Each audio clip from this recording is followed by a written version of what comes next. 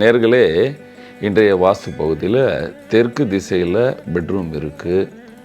யார் படுக்கலாம், யார் படுக்கக்கூடாது, ரூமுடைய கலர் என்ன கலராக இருக்க வேண்டும், யார் அங்கே படுத்தால் பிரச்சனை அதிகமாக இருக்கும், யார் படுத்தால் லாபம் சம்பாதிப்பார்கள், பேர் புகழ் சம்பாதிப்பார்கள்.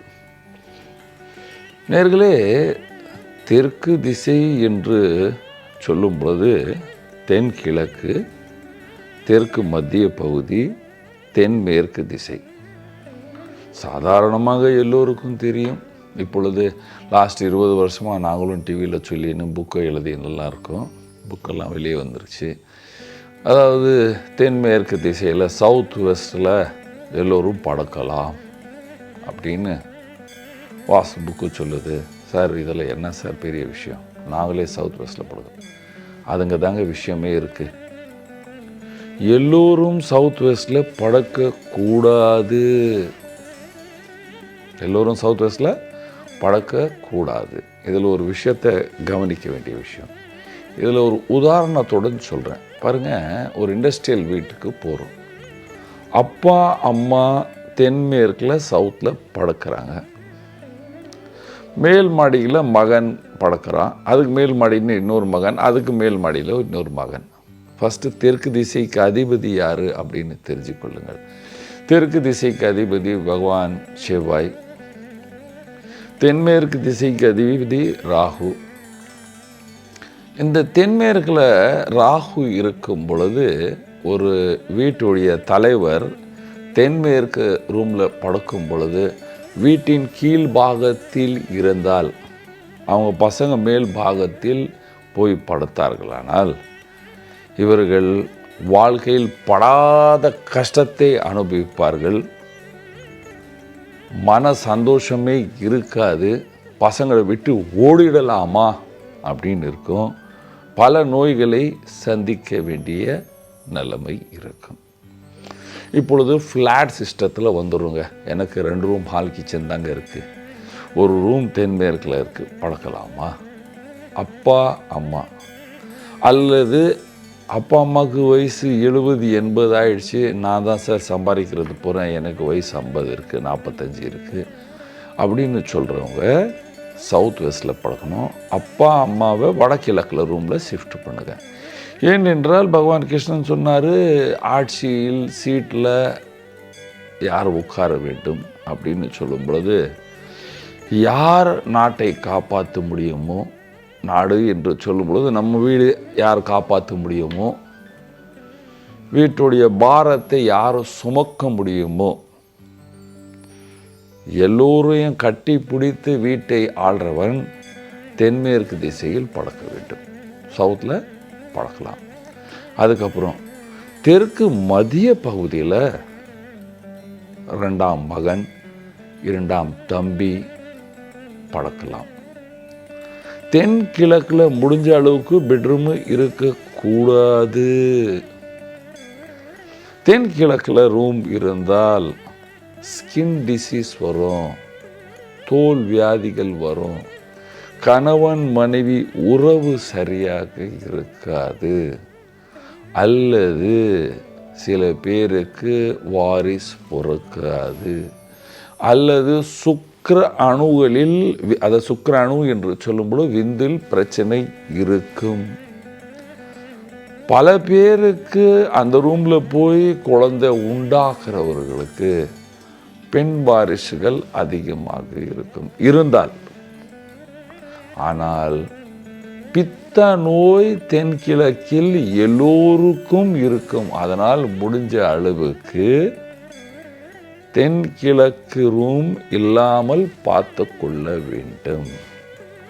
இப்பொழுது சில பேர் சொல்லுவாங்க, சார் எங்களுடைய சமையலறை தென்கிழக்கில் கிரவுண்ட் ஃப்ளோரில் இருக்குது, மேல் மாடி ரூமில் படுக்கலாமா?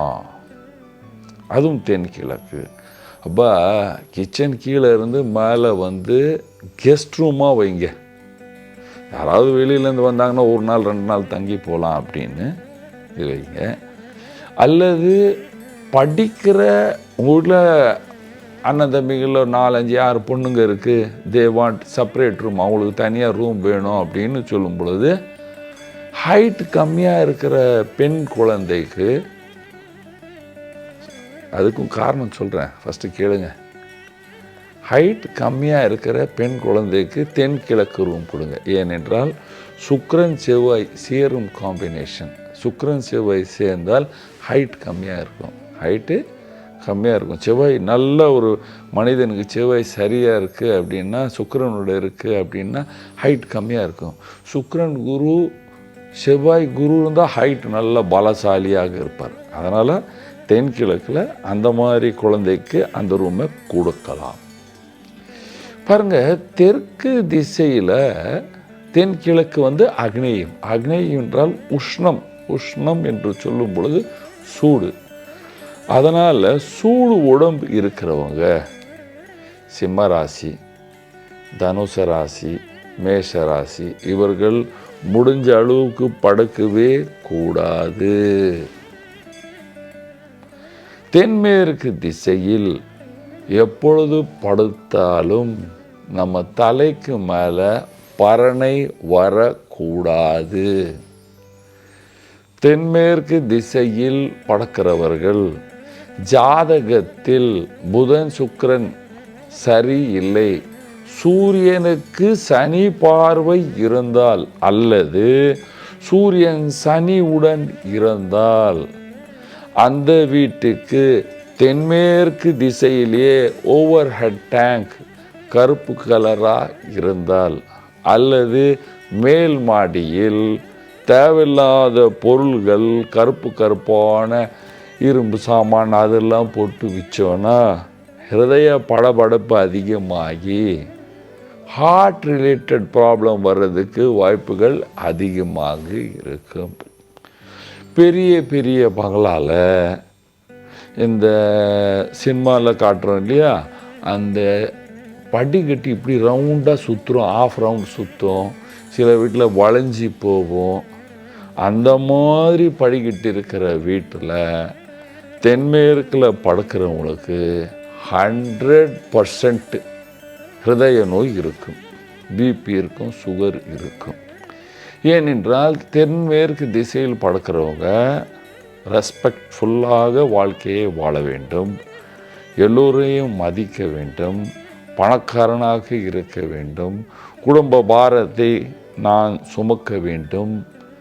ரொம்ப பர்ஃபெக்டாக இருந்தால் மாத்திரமே அந்த ரூம் சரியாக இருக்கும். அதில் கொஞ்சம் சோம்பேறித்தனம் அதிகமாக வந்தால் காலில் நோய் வரும், ஹிருதயத்தில் நோய் வரும், மனநோய் வரும். அதுவும் அந்த தென்மேற்கு ரூமில் படுக்கும் பொழுது உங்கள் வீட்டுக்கு தென்மேற்கு திசையில் எந்த தண்ணீர் தொட்டியும் கிணறும் போரிங்கும் இல்லாமல் பார்த்து கொள்ளுங்கள், அல்லது கிட்னி லிவர் ப்ராப்ளம் வந்துடும்.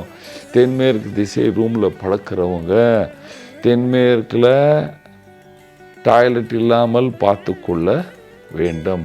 ரூம் சுத்தமாக இருக்க வேண்டும். இந்த ரூமின் வண்ணத்தில் ஒரு 2 லைன் சொல்கிறேன். தென்மேற்கு ரூமில் படுக்கிறவங்க எப்பொழுதுமே பச்சை வண்ணத்தை யூஸ் பண்ணாதீங்க, அல்லது மனநோய் அதிகமாக இருக்கும். தெற்கு திசையில் படுக்கிறவங்க எல்லோருக்கும் சொல்கிறேன், தெற்கில் தலை கால் வடக்கில் இருக்கலாம். மேற்கில் தலை இருந்தால் தூக்கத்தில் கனவுகள் அதிகமாக வரும். நேர்களே, தெற்கு திசை நல்ல திசை, எல்லோரும் படுக்கலாம். ஆனால் திருமணம் ஆகாத பெண்கள் ஆண்கள் படுத்தால் திருமணத்தில் டிலே வரும். அதனால் உங்கள் பசங்களுக்கு யாருக்கு கல்யாணம் நடக்கணுமோ அவங்களுக்கெல்லாம் தெற்கு திசை ரூமில் படுக்க சொல்லாதீர்கள்.